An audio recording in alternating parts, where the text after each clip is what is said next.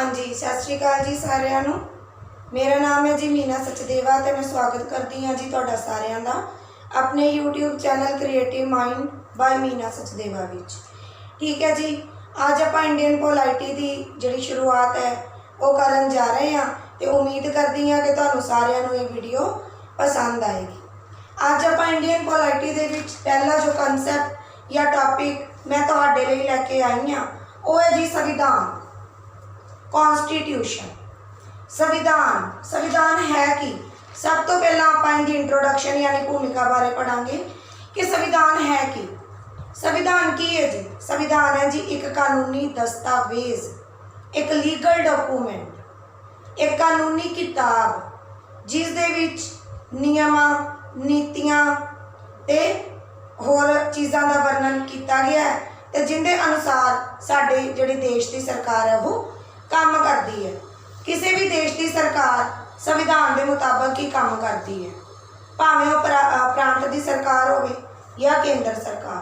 भाव के state government, central government सारिया सरकारां संविधान के मुताबिक ही काम करदियां ने ते कोई भी काम या सरकार के जिहड़े तीनों अंग ने उन्हां दा कोई भी काम संविधान तो बाहर या संविधान के खिलाफ नहीं जाता, क्योंकि संविधान जिहड़ी है सर्व उच्च शक्ति है, सुप्रीम पावर, हाई अथॉरिटी। संविधान के तीनों अंग वो भी संविधान के मुताबिक ही काम करते हैं। जेकर कोई भी अदारा, कोई भी इंस्टीट्यूट, कोई भी डिपार्टमेंट संविधान के खिलाफ काम करता है, नियमां नीतियां नूं नहीं मानता जिहड़े कि संविधान दे विच शामिल ने, तो जिहड़ी न्यायपालिका है उनके कोल एक शक्ति है जी जुडिशियल रिव्यू, जिन्होंने न्यायिक पुनर निरीक्षण की आपां शक्ति कह दिंने आ। तो न्यायपालिका उस शक्ति के द्वारा उन्होंने असंविधानिक यानी अनकॉन्स्टिट्यूशनल घोषित कर देंदी है। भाव के सरकारां जिहड़ियां ने संविधान के मुताबिक ही काम करदियां ने, उन्हां दे खिलाफ जाके या बाहर जाके कोई भी सरकार या सरकार के तीनों अंग कोई भी काम सरकार तो बाहर जाके नहीं किया जाता। ठीक है जी, हुण आपां गल करते हैं जी संविधान सभा की। इहदे पिछे आपां जे गल करिए तो 1935 का अधिनियम जिहड़ा कि ब्रिटिश सरकार ने जिहड़ा पास किया सी, जिन्हों कि असीं भारतीय संविधान का ब्लूप्रिंट या खाका भी कह दिंदे आं, इहदे बारे आपां गल करांगे। उदों तो ही संविधान सभा की रूपरेखा तैयार हो गई सी। 1935 दे विच ब्रिटिश सरकार ने जदों अधिनियम पेश किया सी तो प्रांतां दियां सरकारां ने मता पास किया सी कि संविधान सभा का गठन जिहड़ा किया जाए। उदों तो ही संविधान बनाउण दी जिहड़ी हैगी है या संविधान सभा का गठन की रूपरेखा थोड़ी बहुत तैयार हो गई सी। हुण आपां गल करिए जी संविधान सभा की, तो संविधान सभा का जिहड़ा गठन है वो होया जी cabinet mission. Cabinet mission 1946, cabinet mission 1946 के तहत संविधान सभा की जिहड़ी शुरुआत हुई तो इसके जिहड़े मैंबर सन वो सन जी 399 389 कुल मैंबर संविधान सभा के 399, जिसदे विचों ब्रिटिश प्रांतां दे 293 मैंबर, देसी रियासतां दे 92 मैंबर ते बाकी 4 बचते मैंबर चीफ कमिश्नरी मैंबर सन। तो कुल मिला के 389 यानी जिहड़े ने 399 जिहड़े मैंबर संविधान सभा दे सन। हुण गल करिए कि इसकी पहली मीटिंग या इजलास या बैठक किसी तरह भी ये प्रश्न पूछा जा सकता है, क्योंकि प्रश्न जिहड़ा कंपीटीटिव एग्जाम के विच बहुत बारी रिपीट होंदा है। तुहानूं पता ही है, हुण जिवें भारतीय कांस्टेबल भर्ती है, पटवारी भर्ती है, सी-टेट है, पी-टेट है, जिन्हें भी कंपीटीटिव एग्जाम होने वाले ने उन्हां विच इस तरह के प्रश्न जरूर पूछे जाते हैं। तो साडे संविधान नाल जिहड़े रिलेटेड जिहड़े क्वेश्चन ने वो तो वैसे ही मोस्ट इंपोर्टेंट ने। पहली जिहड़ी मीटिंग हुई वो हुई जी 9 दिसंबर 1946 दे विच।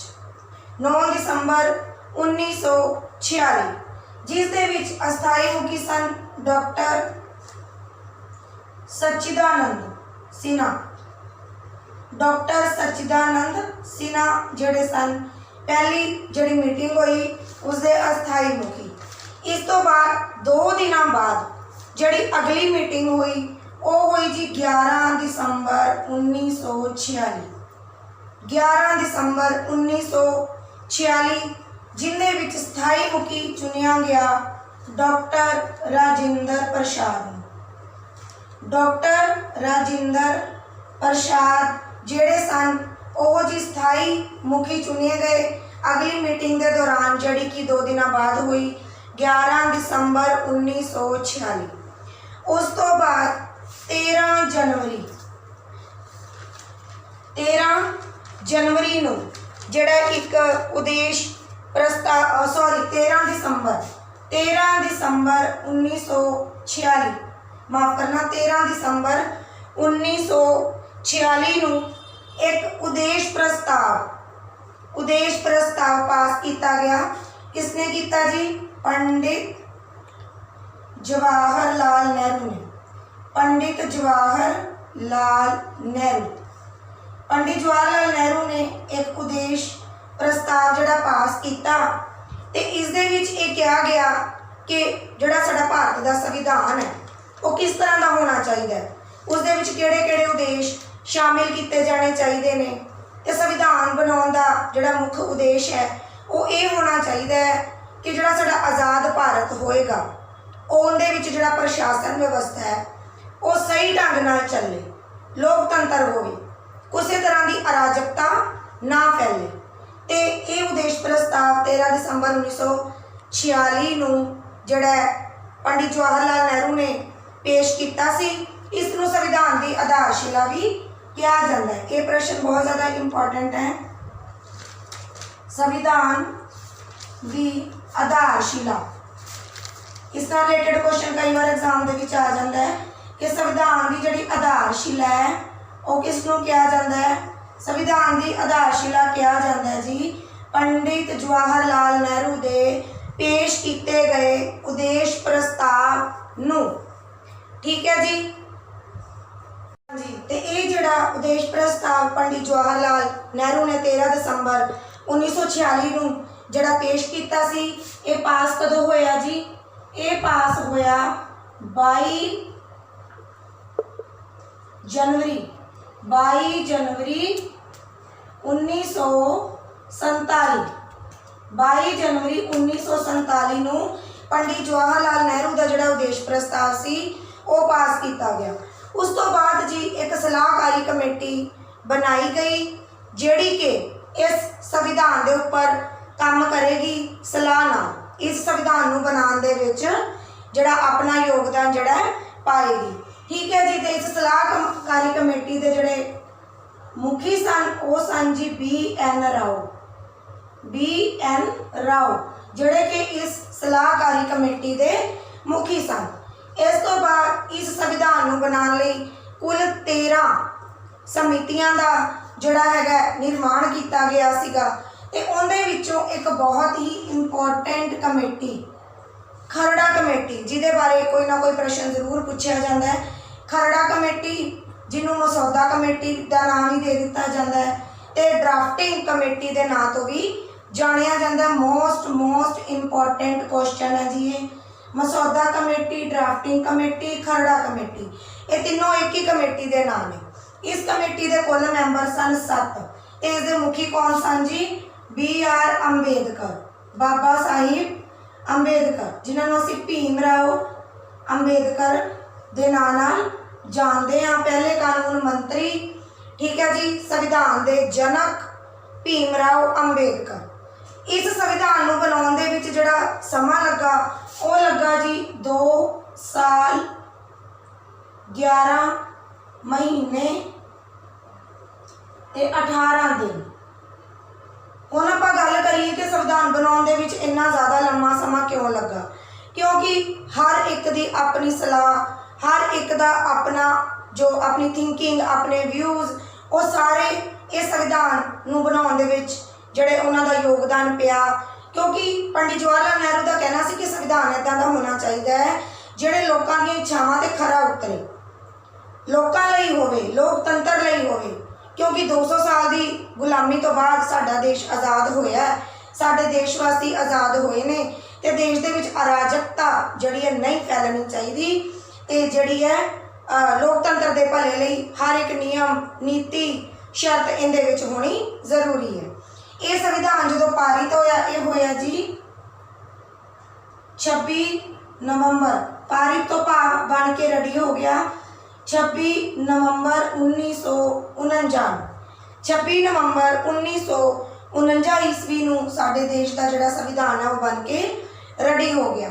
पर इसनूं लागू कदों किया गया, भाव इंप्लीमेंट ये किया गया जी 26 जनवरी 1950, जिन्हों असी गणतंत्र दिवस यानी रिपब्लिक डे गणतंत्र दिवस के रूप में मनाने हैं। हुण इस दे पिछे भी एक कारण है, कई बार ये प्रश्न आ जाता है कि संविधान नूं जिहड़ा लागू करन दा जिहड़ा दिन है वो 26 जनवरी 1950 क्यों रखा गया? क्योंकि पंडित जवाहर लाल नेहरू ने 1930 ईस्वी, याद रखना है 1930 ईस्वी दे विच 26 जनवरी नूं आज़ादी दिवस के रूप में मनाया सी। 26 जनवरी 1930 वाला जिहड़ा दिन सी वो पंडित जवाहर लाल नेहरू जी ने स्वतंत्रता दिवस यानी आज़ादी दिवस के रूप में मनाया सी। इस करके उन्होंने संविधान नूं लागू करन दा जो दिन घोषित किया वो किया जी 26 जनवरी 1950, जिन्हों असीं गणतंत्र दिवस के रूप में मनाते हाँ।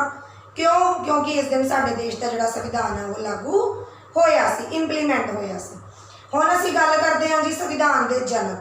संविधान के जनक कौन ने? Doctor BR Ambedkar. ये आपां पहलां कर ही चुके हैं जी, डॉक्टर BR अंबेडकर, भीमराव अंबेडकर। इन्हों संविधान का जनक क्यों कहा जाता है?